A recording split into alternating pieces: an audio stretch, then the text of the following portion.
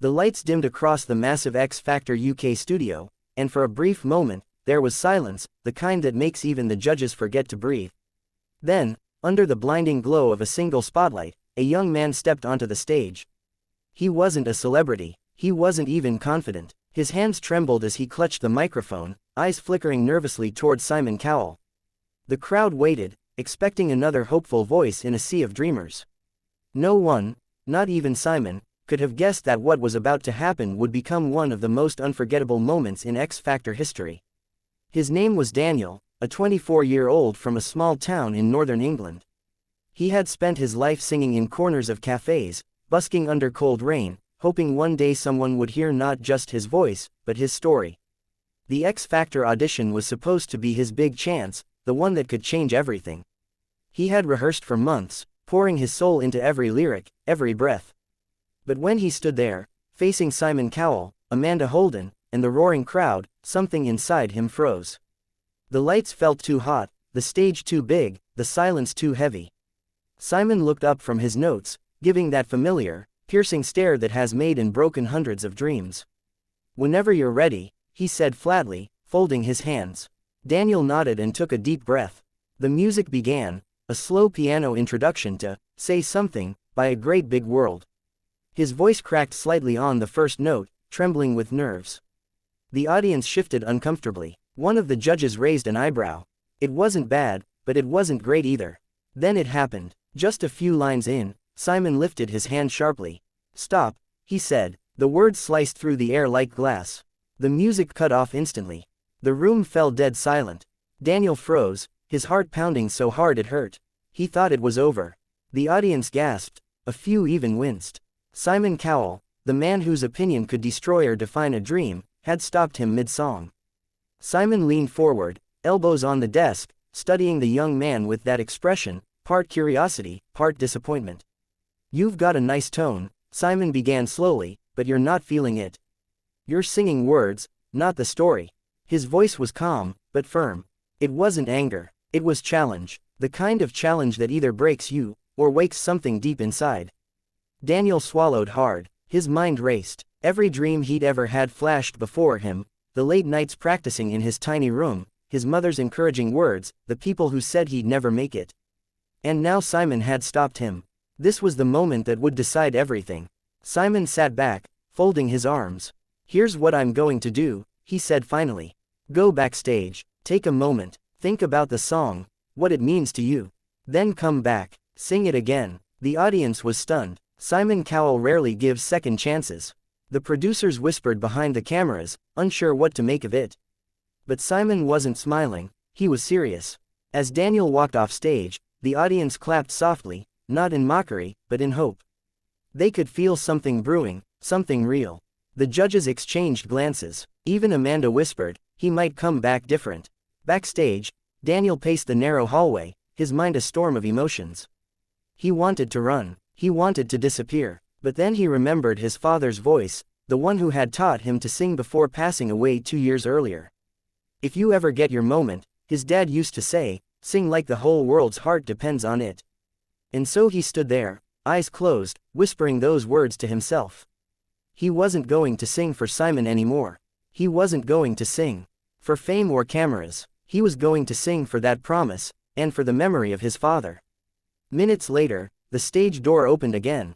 The crowd stirred. Daniel walked back out, no longer the timid boy from before. His posture was different. His eyes had focus, that quiet fire that only comes from pain and purpose. Simon looked up, surprised. "You ready?" he asked. Daniel nodded once, slowly. The music began again, but this time, Daniel didn't just sing, he bled the song. Every word carried a weight, every note shimmered with emotion. The first verse alone brought silence over the crowd. You could hear the faint hum of the lights, the clicking of camera shutters, and nothing else. Even Simon leaned forward, his expression softening.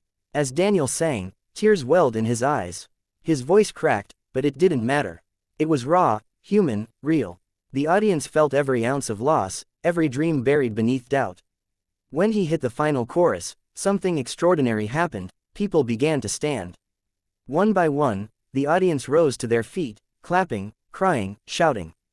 The emotion in the room was overwhelming. When the song ended, Daniel stood frozen again, but this time in disbelief. The silence that followed wasn't rejection. It was awe. Then Simon, the harshest judge in the business, stood up slowly. The cameras zoomed in on his face. He looked at Daniel for a long time before speaking. "Now that," Simon said, his voice unusually soft, "is how you sing a song." The crowd erupted. Cheers, whistles, tears. It was the kind of moment television rarely captures, a genuine human breakthrough. Daniel covered his face, crying openly. The judges gave him a standing ovation. Even Simon smiled, clapping lightly. "I'm glad I stopped you," he said. "Because now the world got to hear you." What began as an awkward, shaky audition had transformed into something unforgettable, a story of redemption, courage, and truth. That day, a young man didn't just sing a song, he reclaimed his dream.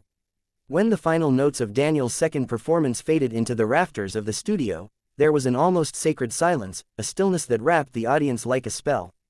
People didn't move, didn't breathe, they just felt. For a few seconds, the air was thick with something that couldn't be described, only experienced. And in the center of it all stood Daniel. No lights, no filters, no pretense. Just a young man who had finally let his soul speak through music. Then came the roar. The audience erupted into cheers, clapping and shouting his name. Even the judges, usually so composed, were visibly shaken. Amanda wiped away a tear. Lewis Walsh leaned forward, shaking his head in disbelief.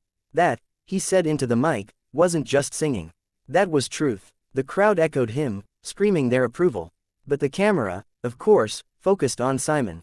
Simon Cowell, the man known for cutting remarks and razor-sharp criticism, sat motionless, eyes locked on Daniel. His expression wasn't the smug satisfaction of being right. It was something deeper, quieter, almost proud. He leaned into his microphone and spoke, but his voice carried a tone few had ever heard from him on national television. "Daniel," Simon began, pausing as if choosing his words carefully. "When I stopped you earlier, I wasn't trying to embarrass you. I just knew there was something there, something I hadn't heard yet. And now, you showed it to all of us." The crowd erupted again, but Simon lifted a hand for silence. "You reminded me tonight why this show exists. You reminded all of us." It was one of those rare moments when Simon Cowell, the man who had discovered global stars and crushed countless hopefuls, looked genuinely moved. "You don't just have a voice," he continued. "You have a story, and I think millions of people will feel that." Daniel stood speechless, tears streaming down his face. He tried to thank them, but no words came out, only emotion. The camera zoomed in close enough to catch his trembling lip, his eyes glistening under the stage lights. It was raw and honest, the kind of vulnerability that can't be rehearsed. Then came the vote. Amanda stood first, smiling through her tears. "It's a yes from me," she said. The crowd cheered. Lewis followed, his voice loud with enthusiasm, a massive yes. The third judge leaned into her mic, eyes shining. 1,000% yes. Finally, Simon looked at his panel, then at Daniel. "You already know what I'm going to say," he said with a small smile. "It's a yes, but more than that, it's a beginning." Confetti didn't fall. There was no golden buzzer moment. But somehow, it felt bigger. Because everyone in that room knew they had just witnessed something real, a rebirth of an artist who had found his voice not through perfection, but through truth. Backstage, the crew rushed to capture Daniel's reaction. He stood in the corridor, trembling, barely able to process what had happened. One of the producers handed him a bottle of water. He laughed nervously, his face red and wet from tears. "I thought it was over," he said, shaking his head. "When Simon stopped me, I thought that was it, my dream, done. But he saw something I didn't even see in myself." Meanwhile, Simon walked off stage quietly, avoiding the press for once. Cameras caught him saying just a few words to the show's host, "That's why I love this job." Later, in a rare backstage interview, Simon explained his decision to stop Daniel mid-song. "I could tell from the first few lines," he said, "that he wasn't giving us his real self.